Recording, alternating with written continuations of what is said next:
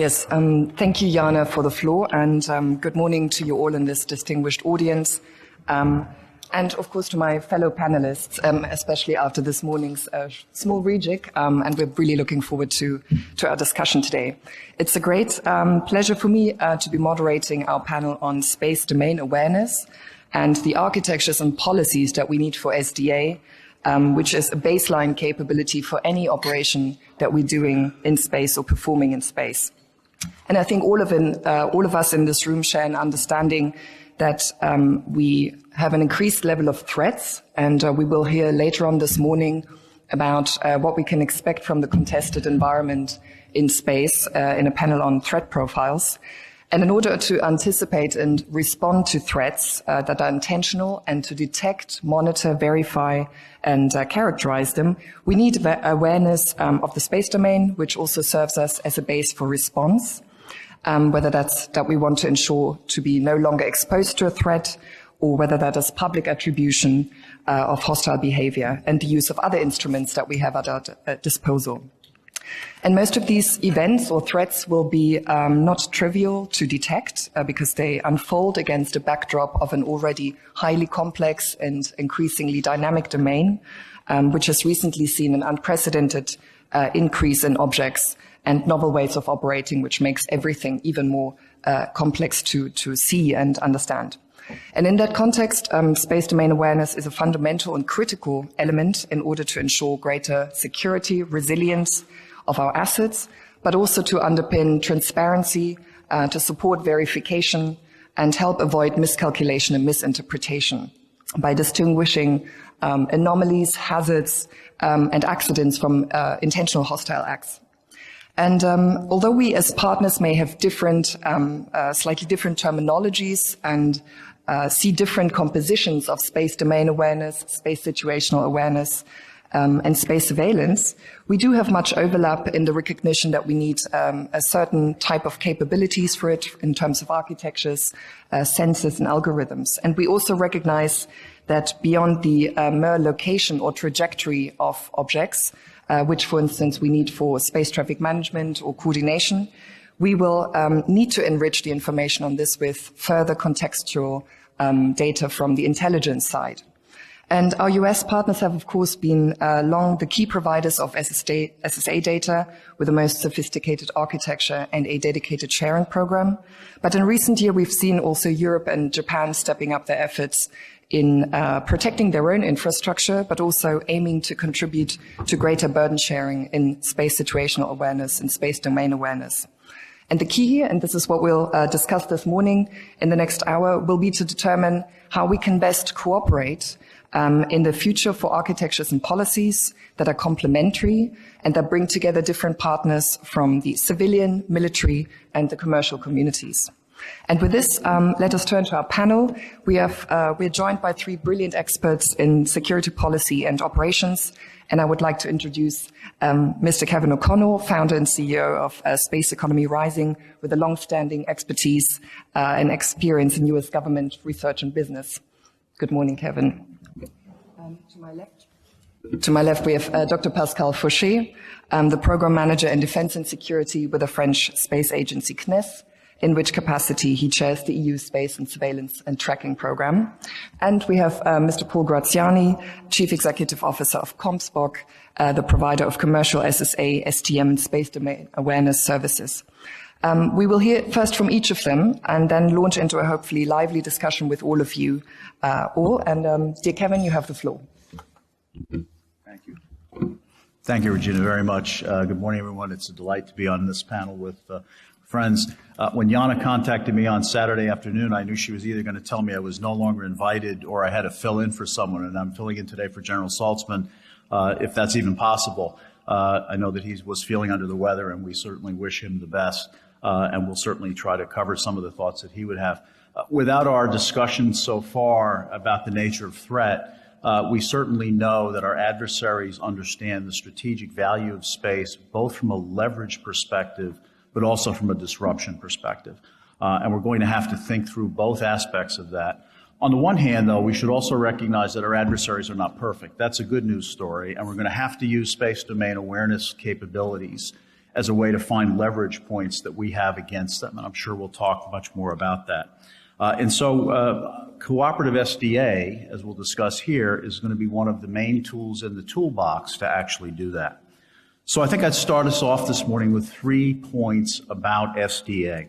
The first is that we really need to take advantage of shared experiences and strategic partnerships that we already enjoy.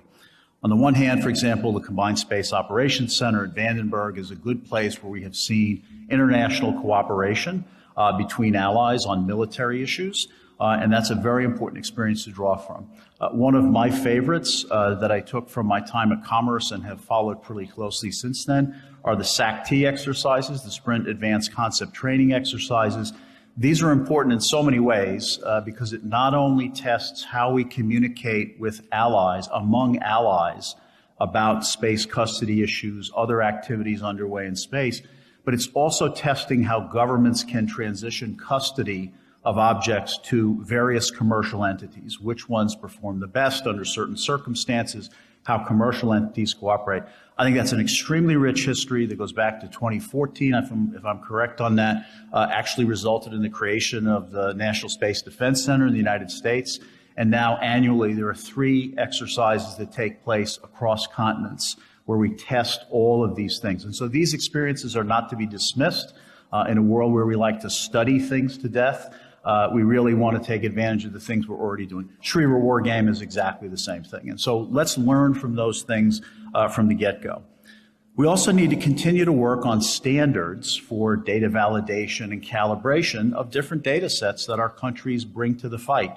How are we going to share data effectively so that there's trust, there's integrity, there's security associated with those things, in addition to understanding exactly what the data provides or doesn't provide. We need to leverage other data sharing practices that are out there, whether it be the history on imagery sharing or weather data sharing, or even things that take place in the multinational context like sharing within NATO. Those are very important experiences. Now here, of course, we bring in all of the cautionary notes about information sharing, just as we have in the intelligence domain.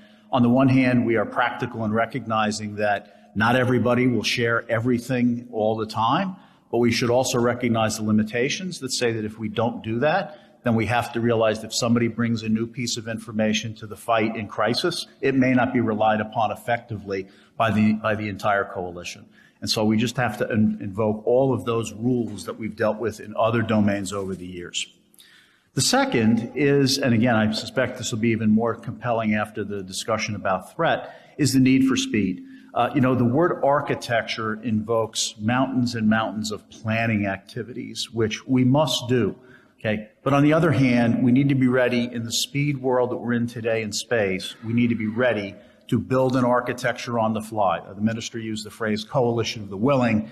How will we construct architectures for different problem sets under very tight timelines? And so we have to be very dynamic and flexible in that regard. Now, when I talk about speed in space, I'm often reflecting the things that I have seen in the commercial market. We used to talk about a concept called old space versus new space. I've never liked those terms because they tend to put boundaries between people, and I think the space industry has generated lots of innovation from across the spectrum. I know you'll talk a little bit more about this. On the other hand, I'll invoke, with apologies to my international colleagues, I'll invoke the words of a UCLA basketball coach when he said, hurry, but don't rush. Okay? And what we're seeing now is a phrase that says we need to think about this from a fast space perspective. How can we get things into the market? How can we ingest capabilities very, very quickly while being certain that they're going to work? And so there's that speed aspect, I think, is very, very important. Obviously, we're in a transition right now to a civil SSA architecture. Everybody's safety will rely on a civil SSA architecture involving both civil agencies as well as commercial entities. You all know the time that I spent on this, and that's still an important goal. I testified before our House Science Committee a few weeks ago on this very topic. There's still compelling reasons to move the SSA function to the civil side of the House, okay? Not least of which is the ability to incorporate advanced technologies very, very quickly, hereby leveraging literally trillions of dollars of investment in data management, in data visualization, in analytics, and other areas, and being able to do that very, very quickly. That's one aspect. Secondly, having the transparency of what is going on in space from a safety perspective. How are we going to know where things are relative to one another? And we have to do a much better job improving that understanding. Modeling behavior, understanding the difference between a paint chip and a rotating old telescope, and things like that. On the IT side, you know, I worry in my time since leaving government, I worry because I still think that even the best people in government that think they understand what's happening in the IT world still do not realize how quickly things change and adapt in the commercial world. And how will we leverage those, not just for this mission, but also for the SDA mission? The shift to a civil SSA system, of course, has importance to this conversation to the extent that it's going to allow military organizations to focus on the much more exotic space domain awareness mission. Okay? Militaries will not be devoid of participating in the safety mission, but they will be able to focus much more intently on the things that cause us harm in space. So the need for speed. Finally, I would mention something that the space architectures, as we think about them, really need to do a much better job of leveraging economic thinking and economic organizations. Roger, I love the ground-based space race concept that you've put out there. It's fantastic. Again, in my time at Commerce, I used to make the same comment, which is most of my colleagues are focused there. We were focused on the ground, on talent, on regulation, on the impact of private finance and things like that. We need a lot more work in that particular area. Now, at a top level, of course, we have to understand how changes in the global economic situation are going to affect the space industry and our overall set of space activities. And that'll be very important to pay attention to. Space agencies and defense ministries are, of course, naturally involved in the space business, but we're leaving a whole group of organizations out of the fight. Finance ministries, economic development agencies, and organizations like that. This is a place where in the United States, for sure, we found that the big problem to solve, and this is a solvable problem, is that many of those agencies know nothing about space. Well, that's easy to solve. In the overall panoply of things that we have to worry about, that's easy to solve. How do I help understand how to use those economic levers to help improve what we're going to do in space, both from a national security side, but from a civil side as well? There's an idea, for example, in the United States for a chief economist at DOD, given the extent to which DOD plays a large role in the U.S. commercial space arena. That's just one example that's out there. How do we think about the role of private finance, which has gotten much more sophisticated than it was in the old days? Government activities in these areas are very important. The other part of our writ here is to talk about policies. There are a whole series of issues that we can look at. There's some interesting work on export controls, multilateral export controls, that we do not impede ourselves as a partnership to be able to work together. In the overall scheme of things, what we are going to disagree about is minor relative to the larger conversation that is underway right now against our adversaries. And so we will have disagreements. Some of you will remember the Space Enterprise Summit I held at Commerce in the summer of 2019. Sadly, I had to cancel it for the next year. But what that was about was defining the nature of both cooperation and competition between allies. And I think we need to continue to have that conversation. One of the things we know is that strong cooperative SDA will be imperative to our freedom of action in space, to our values in space, and our ability to continue to operate in space. And so we'll need to continue to pursue this. Thank you. Wonderful. Thank you, Kevin. And with this perspective from stateside, I will turn to Pascal Faucher.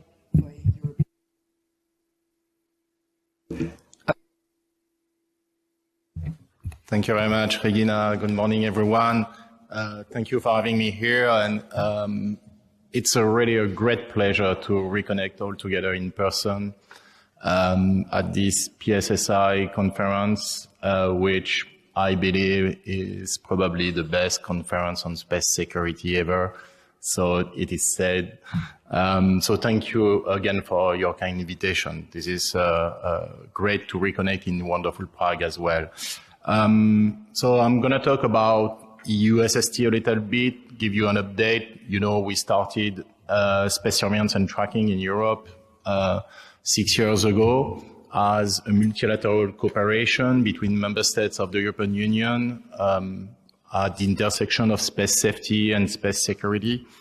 And today SST has become a fully fledged security component of the European Union space program. So we are very optimistic right now. We are about also to form, for your perfect information, a partnership of 15 member states of the European Union on space surveillance and tracking, and it's going to be signed during the summer at the latest in September. So we're going to have a partnership agreement signed, and this partnership of member states, 15 member states, will be formed by September at the latest. We are going to also have a close cooperation with EUSPA, the new European Union Space Program Agency, acting as the new front desk and responsible for the service provision portal in 23 next year. And in terms of space policy in Europe, I am delighted to see that EUSST has been presented as the operational capability for the European Union space traffic management approach. And I would recommend you to download, of course, the joint communication by Commission and External Action Service on space traffic management, but also the Council conclusion, the conclusions of the Council of the European Union adopted 10 days ago on the 10th of June, also on European Union space traffic management, and it has been adopted under the French presidency of the European Union. So it shows a high level of political awareness right now in Europe for strategic autonomy in SSA and STM in Europe, and there are also some ongoing discussion in the domain of SDA with, in the future, probably a communication on a space strategy for defense and security in Europe. So I would like to focus my intervention today on three areas of cooperation and collaboration. I think this is really the important topic of our discussion today. First, cooperation between civil and defense, fostering duality and synergies. The second area is cooperation with the private sector, which is absolutely necessary, fostering competitiveness of the industry and startups. And the third area is international cooperation with like-minded partners, fostering regional contributions. So those are the three topics which I believe are very important in our discussion today.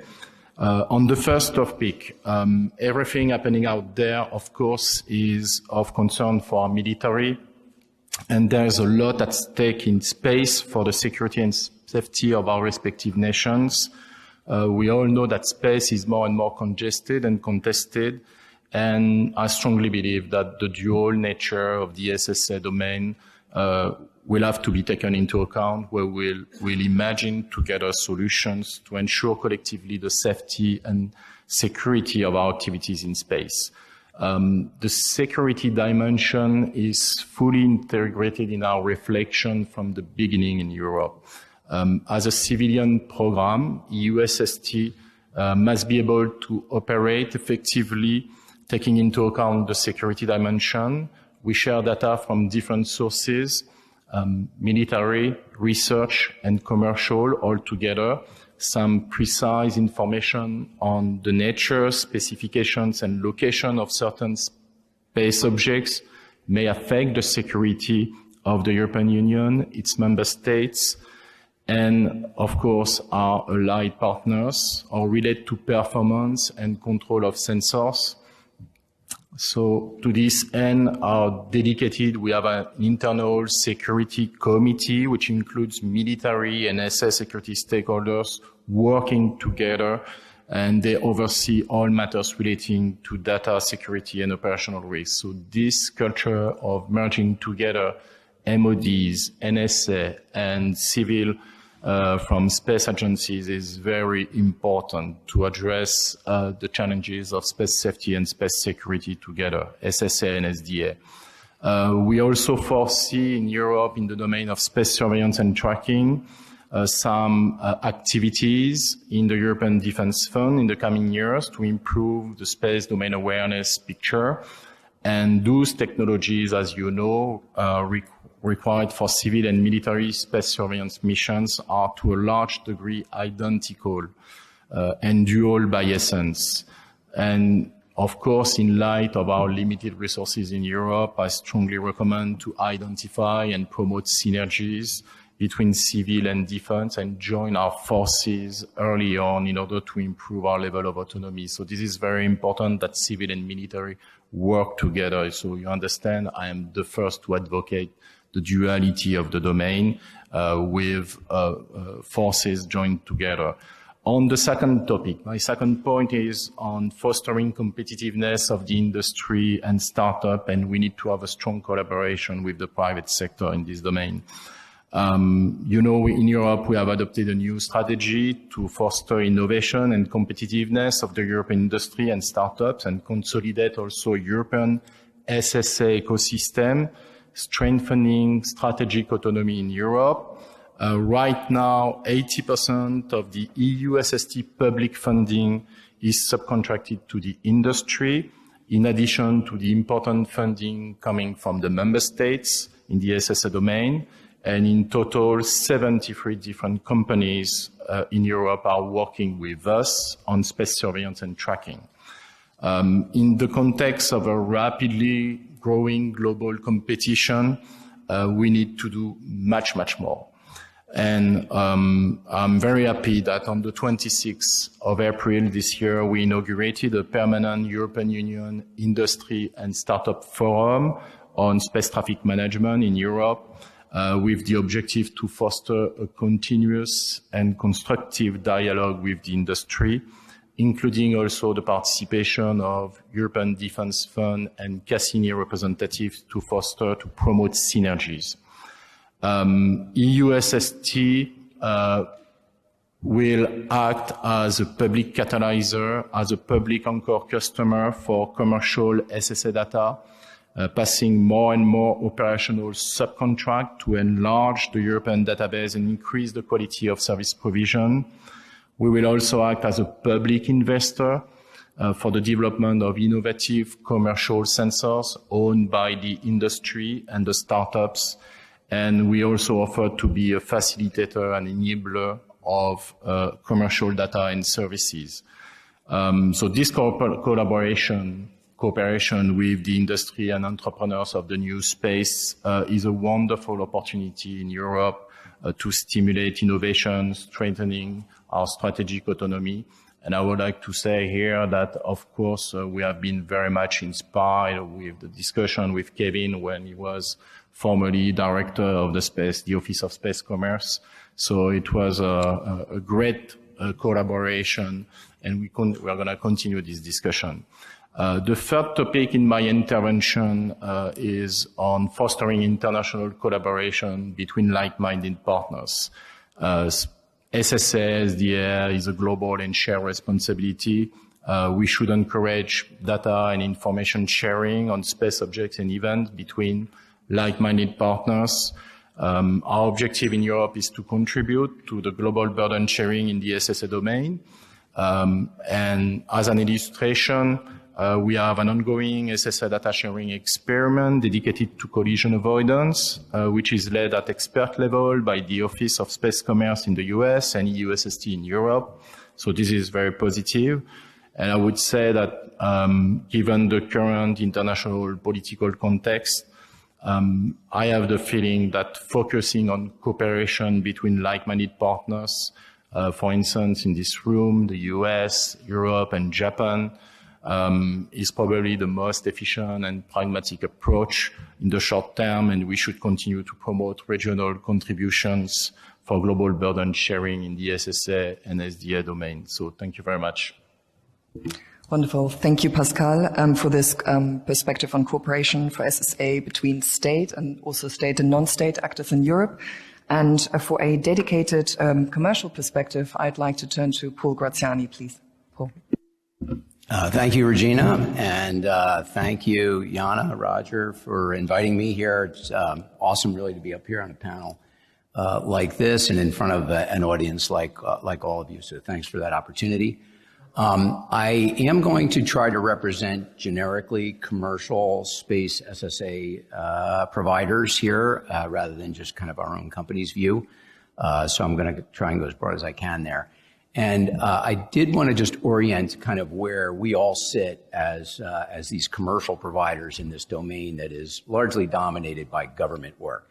So as commercial providers, we really see ourselves as kind of coming in after governments have kind of burned down all the risk and made all the investments that are necessary for these large endeavors like that. So we kind of sit after all that hard work is done, after all that investment is done, after all that risk is done. And this is very much like many other things that we're all familiar with, like commercial remote sensing, for instance, that Kevin kind of pioneered and brought to life for much of the world. Another parallel that we're all used to is the commercial launch industry. Again, a tremendous amount of money, a tremendous amount of risk that was burned down by governments. So the SSA domain is really the same way. So for decades, governments have invested in those systems, exposed themselves to a tremendous amount of risk, and now things have been matured. And I think the view that I'd like to bring now is that the community of commercial SSA providers are now kind of ready to take things from there. If you take a look and imagine what, again, commercial remote sensing has done to rapidly evolve from the revolution of just creating those things, the 0 to 1. Now, once that's there, the commercial model just taking that to a whole nother place. And you see the systems coming out now. You see the benefits, again, as Tomas is saying, especially like in the Ukrainian situation and being able to bring these tremendous commercial assets to bear right away there. And likewise on the launch side. So the commercial SSA providers feel like we're ready now to jump in. We're ready to take that rapid evolution from the revolution that a lot of the people in this audience have borne. If you take a look at where we are, I think most people in this industry, most people in the commercial SSA industry would recognize the 2013 AMOS conference as the real inflection point for us. This was the time where the problems, especially China and Russia, became such a driving force that commercial SSA providers were really chomping at the bit at that point, or at that time it was companies and even earlier individuals thinking about companies that could be formed recognized that we could come in now and add a lot of value on top of what's already been done. So that was coming on 9 years ago. And I'll capitalize on one of Kevin's phrases here, the need for speed. In the world of tech, that's a tremendous amount of time. So think about how many Moore's law cycles that is, and what power of 2 we're down now by not moving out as quickly as it can. So I think that's really a major theme for us, for sure, from our perspective on what it is that we want to do.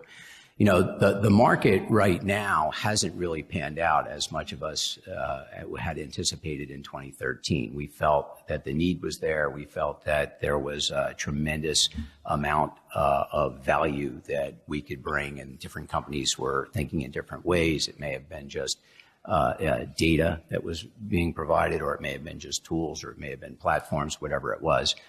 And to a large degree, that really hasn't materialized the way we had all anticipated back then. But okay, so with that foundation, then I wanted to get on to the topic of our panel here. So architectures and policies for partner space domain awareness. And I think what it looks like from our corner of this universe is that commercial data, commercial tools, and commercial platforms are ready to facilitate the collaboration that needs to happen here, the partner sharing, as Pascal was putting it, we see ourselves as enablers of that, and would see that these data, in either the data themselves or the standards that we communicate in, the tools that we develop as commercial SSA tool providers and platforms that we develop are ready to move out. These things Kevin mentioned, the SAC-T, Sprint Advanced Concept Training, another exercise, Global Sentinel, are exercises that have been going on for many years now, and they have proven out that commercial SSA players can come in and make a big difference in that cooperation. It's a matter of having data that's easily shared. Again, if you look at commercial remote sensing as an example of that, where and actually, especially if you go back, the contributions of commercial remote sensing when Russia went into Ukraine first in 2014, I believe it was. And I have a vivid picture in my mind of the Russian missile launchers in Russia launching missiles into Ukraine. So that was a great example. Very difficult for sharing national systems images of that, but the commercial remote sensing really facilitated that. So the same thing goes on for commercial SSA. And many times the commercial SSA providers have provided the data and the analysis of things that have been happening in space that can be shared very easily, so we can talk about the goings on, and sometimes benign and sometimes nefarious. So another key aspect of what commercial can bring to the party. Another analogy that I'd like to draw that kind of gives us a bit of a roadmap on how commercial SSA providers can come in and help is what the Space Data Association has done with something called the Space Data Center. So about 12 years ago, 4 of the major commercial space owner-operators, space satellite communications owner-operators, recognized the need to take their space traffic management to another level. And they also saw the value of commercial entities coming in and facilitating that collaboration. Their problem was that they had a lot of proprietary information that needed to be shared in order to gain the required level of space safety. But they were really unwilling to just provide that data to their competitors or their competimates. And so the architecture there was to build a clearinghouse, if you will, that allowed each of them to safely send their proprietary information and have that information used to provide that space safety. So these are things like ephemeris, planned maneuvers, things like vehicle dimensions, and even some of the frequencies that they're operating on. So that model has really panned out very well, and now that organization has grown over 25 companies, over 750 spacecraft every day that are cleared that way. So I think I'm trying to substantiate that commercial SSA providers have been there for some time, ready to facilitate this. I think all of us are chomping at the bit to come in and help the allies and the like-minded partners, I like that term, Pascal, to take the space domain awareness to the place that it needs to be in today's world.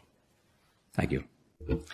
Thank you so much, Paul, for this perspective, and also to all of our panelists who highlighted both the parallel coexistence and also at the same time perhaps the sequential transition that we're seeing between civil and military and governmental or institutional and commercial actors in space domain awareness. I was going to ask a follow-up question, but in the interest of time, I think we go straight into the Q&A with you all. Please introduce yourself very briefly when you come on. Do we have any questions for all the panel or for single panelists, please? Hi, Yoshi Koizumi, Japan Aerospace Agency. May I have a question to Kevin? What perspective or the insights do you have relatively slow activity of Department of Commerce to the space traffic management. And what do you think, what is needed to push to accelerate this activity? Thank you for the question. Sorry. My official date stamp on what's going on specifically at Commerce was January 21st of last year, and so I would defer to the current team there, Rich Del Bello and team, to understand a current update on that. I think the one thing, and it really leverages what Paul is saying, is the need for, when I talk about the need for speed, everybody in this room knows this is an enormously complex problem in every dimension, whether it be improving SSA or the STM aspects that we're talking about. It's one of the reasons why we believe that the commercial aspects have to be leveraged, not like sprinkles on an ice cream cone, but to be leveraged mainly as part of the effort. Because commercial industry will actually innovate faster, anticipate future customer needs. One of the interesting things that people sometimes say to me is, gee, Kevin, if we get space safety right, that's the end game, isn't it? That's not the end game at all. It's the starting gate for a whole new set of services that we're going to see in space to make space more efficient from a commercial perspective, but also more predictable from a security perspective. So again, I really believe in my heart that leveraging these capabilities that Paul has talked about. Another aspect I'll talk about on this just very briefly is when governments put together programs, they tend to have their main programs and then they create innovation programs on the margin. That's not to say that governments don't take long shots at things. When private investment comes to bear on these things, they encourage diversity of effort. And so in a world where we need lots of innovation as quickly as possible, this is the only path I see us to move at the speed at which the problem is changing, actually. So I hope that answers the question. Thank you very much. Thank you to you.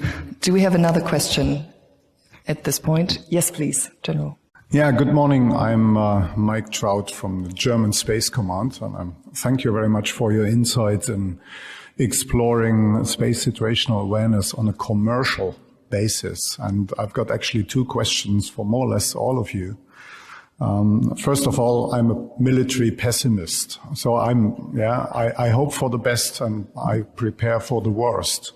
And my first question goes in that direction. If we rely on commercial space situational data and space situational information, how do you see the question of liability? If I take a $500 billion worth decision on that commercial provided data, and this proves to be wrong at the end. So this is my first thing. And the second question, which might be related to that, is how do you see the right balance between sovereignty? So that means that some agencies, some countries, some military should be able to validate those data, and duplication, unnecessary duplication. I see a kind of balance in there, but I don't see where can we strike that balance in the future correctly. I would be interested in your insights. Thank you.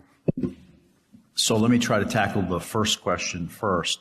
On the liability issue, and I spoke to this in my congressional testimony last month, the whole issue of liability in space is very, very important. And one of the immediate beneficiaries of a commercial civil SSA system will be the space insurance industry. Okay, now the space insurance industry has tremendous experience ensuring the launch of a satellite or a space object or whatever, much less data that informs their risk models for any other activities in space. So you get a 30-day or a 90-day rider in space, and if something goes wrong, well, sorry about that. Having this data on the commercial side or on the civil side will really help to fuel a much better understanding of risk in space. So if you're going to fly in a certain orbit, et cetera, et cetera, et cetera.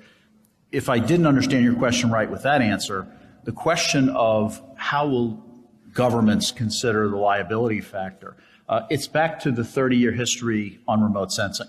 We're old enough to remember the early days where people said, wait a second, that can't be done commercially. It's not possible. It couldn't be done effectively. It won't be good enough. It took us 30 years to get here. Okay? We don't have 30 years on the space debris issue. We're going to be having a very different conversation, a sad conversation, in which all sorts of crazy ideas are coming forward. And so on the liability issue, this is a place where governments are going to continue to do this mission until the civil systems are established and validated to considerable measure. That allows us to actually take some risk right now in exploring the use of these commercial capabilities. So I hope through one of those two answers it got to some of your question. I'll defer to others. Thank you, Pascal. Or Paul? Sure. Thank you for the questions. On that one, I would like really to share my feeling of emergency. Kevin said that it's a question of speed. I cannot agree more. I think there's a race for innovation, and that's the right moment in Europe to invest massively in commercial SSA capabilities. And we shall rely more and more on commercial SSA capabilities. Because we are late in Europe, for sure, we need to take into account that the member states have already massively invested in national patrimonial sensors. So on the question of the right balance, I don't have a ratio. Of course, we need absolutely the member states to continue to invest in those national capabilities. And some member states are investing at the level of their MOD, for instance, for sovereignty purpose, which is absolutely necessary. And the strategy economy comes first and foremost from those national investments. Then what we are doing is building a catalog of space objects. To build a catalog of space objects, we need to merge together some SSA data. And those data comes, of course, first and foremost from national sensors, but they shall be complemented by commercial SSA data. And in Europe, we are very late in this domain. So that's the right timing to massively invest in that domain. So yes, I think it's the right moment to merge those data, to accelerate the acquisition of commercial data, to help the industry and startups. We have really in Europe right now new entrepreneurs of the new space. We need also not only the investment of the member states, but we need also the support, for instance, of the Cassini funds in Europe, and also venture capitals to help those startups to really develop their innovative business model, their fresh ideas. So this is really for us a new challenge, and we need really to support that move right now. Wonderful. Thanks, Pascal. And perhaps I can piggyback on your question, General Trout. Are there ways, as we talk with Paul, are there ways that we can learn from the commercial sector? And you mentioned SDA, the Space Data Association, already in modes of cooperation on that question. Exactly, Regina and General Trout. Yes, there have been previous models to take a look at, and the Space Data Association has this exact issue, right? They have billions and billions of dollars online. They've turned to commercial companies to do their space safety, space traffic management. And so there, the Space Data Center, it has a certain set of standards that they have to meet in order to provide that service. And as long as we meet that service level and we've gotten over that, then we're indemnified from anything that might happen after that. So it's an agreement that gets made here early on, and then now, I'm not an expert in this area at all, but here I am up on this panel, so I have to respond. I believe that insurance, and pick up on Kevin said, insurance industries are set up for this, and there are parallels. The Space Data Association's one. Another one that came to mind is governments that indemnify launch providers, right, on the massive risk of a rocket coming down in a populated area. And then the last one that to me is an analogy is in much of the world, the air traffic management is handled by commercial providers. So again, I'm not quite sure what goes on there, but that's a massive risk also that those commercial companies are under. So I think there are answers out there, but I think at the end of the day, the need for speed that we got to get this going, and what's happening with both the passive environment, the debris, it's either the active satellites that are being launched by the thousands and tens of thousands, the debris that's already up there, much of it which we can't even track, and then of course the hostile acts that are going on right now are going to demand that we figure out these obstacles and get over them. Thank you, Paul. And I think on that note, I want to follow up as we're reconciling all kinds of different data sets, and especially now that we have a dramatic rumbling background weather-wise, I'm wondering if we can imagine a very bad, perhaps not the worst case, but a very bad case of seeing an event, and it's not necessarily the data between commercial, different state actors, like-minded partners that is perhaps conflicting or not quite matching up, but what do we do when data from adversaries who have their own SDA capabilities, what do we do when in these characterizations the data doesn't match up and it's being challenged, and how do we frame that to all the panelists?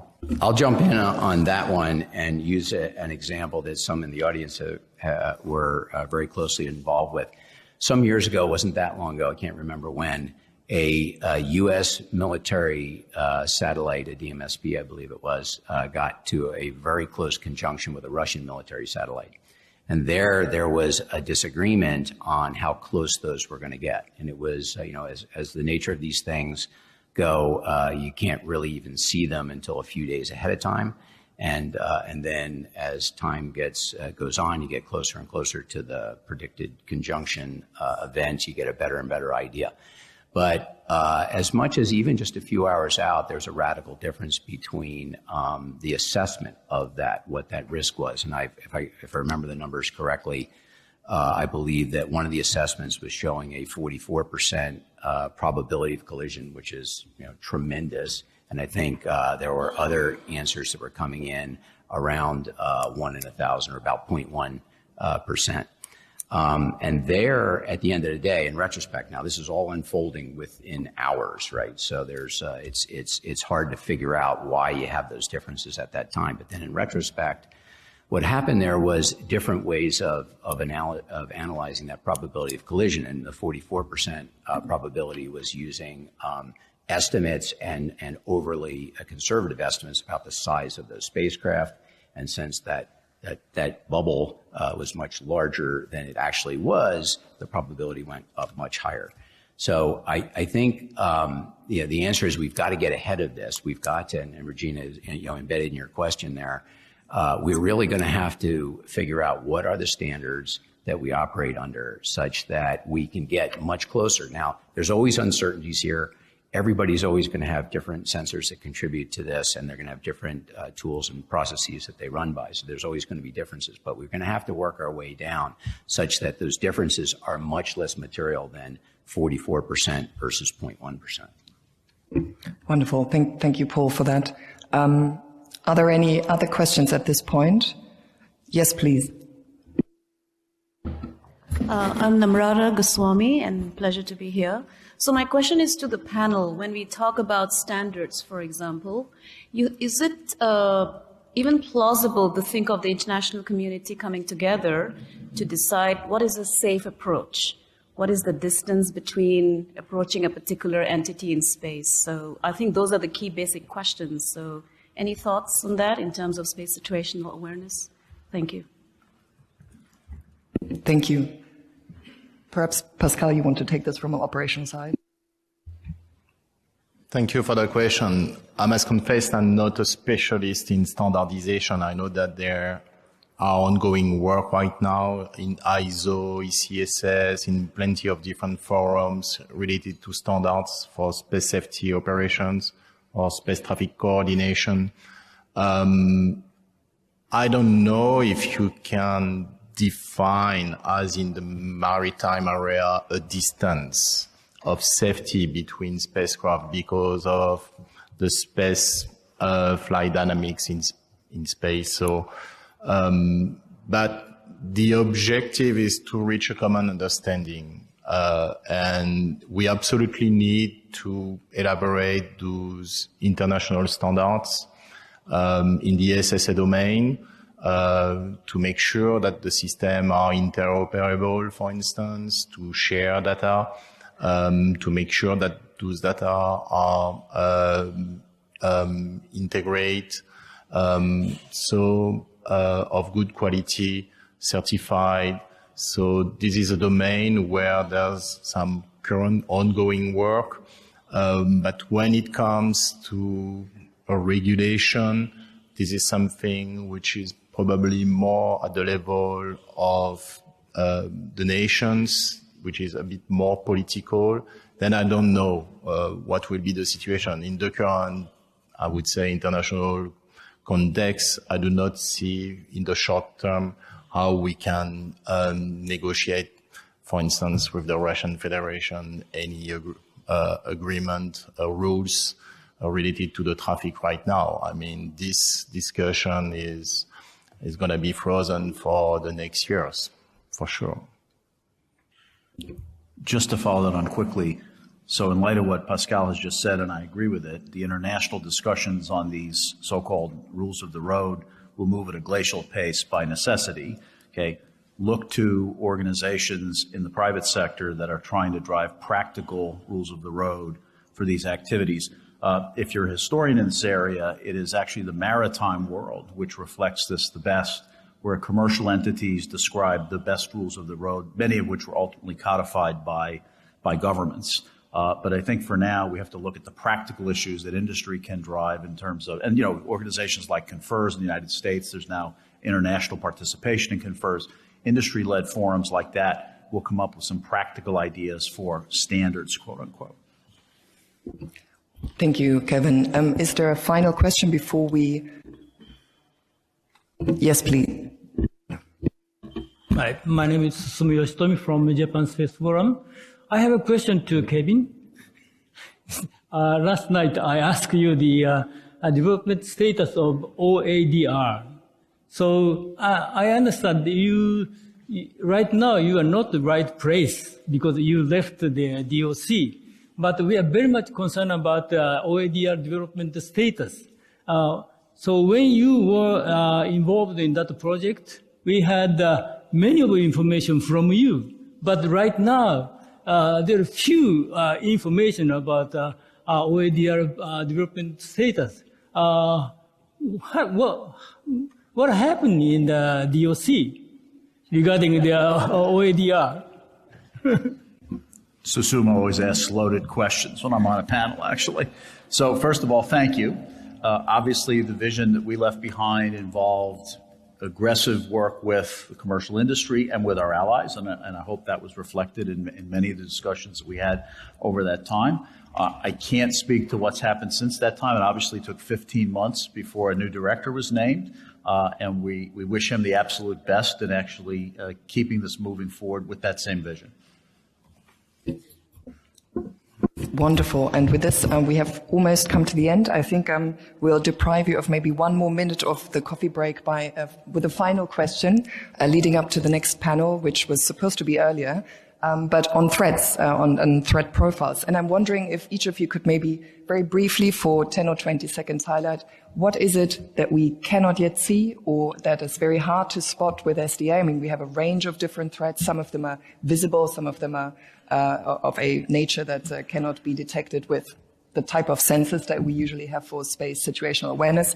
Perhaps a few thoughts on this, or perhaps what your favorite SDA-related threat is, or the most interesting that you're seeing in the coming years. Okay, I'll start. So to me, in 20 seconds or less, the real problems are, one, just size. So right now, most of the systems are really only capable of seeing down to about 10 centimeters. And especially in this domain, in the space domain awareness, the very serious threats can be smaller than that. So that's a big problem. Secondly, it's the fidelity and time and latency to understand maneuvers. So again, I think one of the biggest threats is a small piece of debris that suddenly becomes active. And there, you're going to have to know very, very quickly as soon as that just starts to do very subtle maneuvers. So those are all hard problems. everything that Paul said, plus the issue of that I think we don't spend enough time on is decision uncertainty. The extent to which when we have large probabilities of collision, even at that level, operators need to begin to plan for possible maneuvers. And that raises costs. It creates situations where people have to make very hard decisions. And I know from my work in the intelligence analysis community over many years that people who are continuously warned typically do nothing. And so there's a decision aspect here that we have to pay attention to as part of the rationale for improving the quality of information that operators get. When I call, I'm serious. On the European side, I think we are pretty good in collision avoidance service, in assessing the geometry of the collision, but there's a huge lack in terms of strategic autonomy, in terms of capability to detect, track, catalog all space objects, and in particular in LEO down at least to 10 centimeter in priority, which corresponds to the space traffic. And of course, we shall go below 10 centimeter in the future. But this is for us a first threshold. We need to have those capabilities in Europe. So we're going to invest at the level of the member states on national capabilities, but also on commercial capabilities to reach first that with an incremental approach, this level of autonomy. So this is very important for us. Wonderful, Pascal. Thank you, Kevin. Thank you, Paul and Pascal. And we've come to the end of our discussion, and I'm hoping you will join me in thanking our panelists once again for their contributions. Thank you.